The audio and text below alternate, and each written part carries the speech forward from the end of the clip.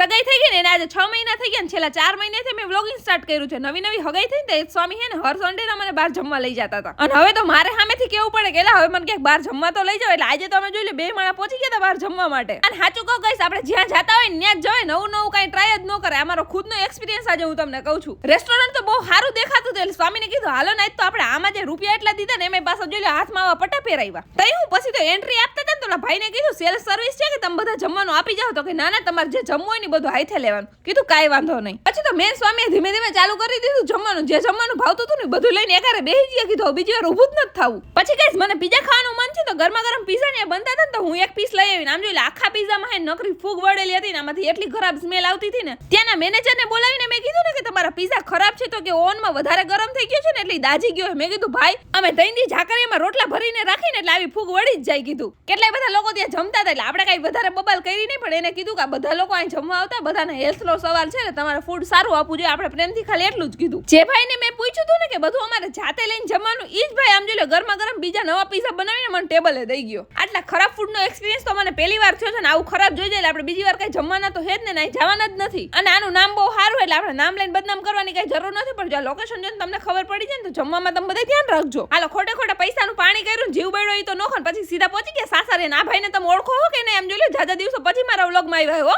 અમાર વિદિતભાઈ રાજકોટમાં આવી ગયા. હું સ્વામી તો જોઈ લે રમાડવા ઘરે પહોંચી ગયા હતા, પણ એ આરામથી હુતું એ કીધું હવે થોડીક વાર તમે જાગો ને તો અમે તમને રમાડી. જેઠ બાબા કહેતા અત્યાર સુધી જાગતો તો ને સરસ રમતો તો તમે આવ્યા ને હુઈ ગયો. અમાર વિદિતભાઈ ખબર પડી ગઈ છે કાકી આવી છે ને તો મારા નકરા વિડીયો જ લીધા રાખશે એટલે હું આરામથી હુઈ જાઉં. પછી આજે તો આપણે સાસરીએ મહેમાન થઈને ગયા. આપણે કઈ કામ કરવાનું થતું જ નતું. નામ જોઈ લો ગરમા ગરમ ચા આવી ગઈ ને એટલે સ્વામીને કીધું હાલો બધાને ચા આપી દો ફટાફટ. અને બધાને આપી દો ને પછી મને આપી દો. પછી આપણે એ આરામથી મોટા માણસને બેઠા સરસ નાની ગરમા ગરમ ચા પી લીધી. ચા પીવાની તો બહુ મજા આવી. પછી તો અમારા રાજના કુંવર જાગી ગયા હતા. કીધું હાલો એને થોડીક વાર રમાડી લઈને આમ જોઈ લો તો અસલ મજાના દાંત કાઢતો હતો ને રમતો હતો. હજી તો થોડીક વાર રમાડ્યો તારે પાછી નીંદર આવવા માંડી. આમ જોઈ લો તો હુઈ જતો હતો. પછી તો આપણે હળવેક દઈને કાનમાં કીધું હું તાર કાકી હું થોડીક વાર જાગી જા આપણે બે રમી, પણ ઈ તો જાગતો જ નતો. અમાર જેઠબામાની ડ્યુટી ચાલુ થઈ ગઈ ત્યાં જોઈ લ્યો. પછી તો બધા માટે કોફી મંગાવી લીધી હતી ને. આપણે તો કોફી પીવાની થાતી જ નથી. આપણે હમણાં ચા પીધી નકર તો આપણો ચાનો ટેસ્ટ વયો જાય. સ્વામી પરાણે કહેતા થોડીક પી જાવ, થોડીક હું લાવ, બધી હું પી જ જાવ એટલે એક ઉપાદી જાય. અને હવે થઈ જાય ઘર ભેગા. મળીએ કાલના નવા મિની વ્લોગમાં. Tata bye bye guys.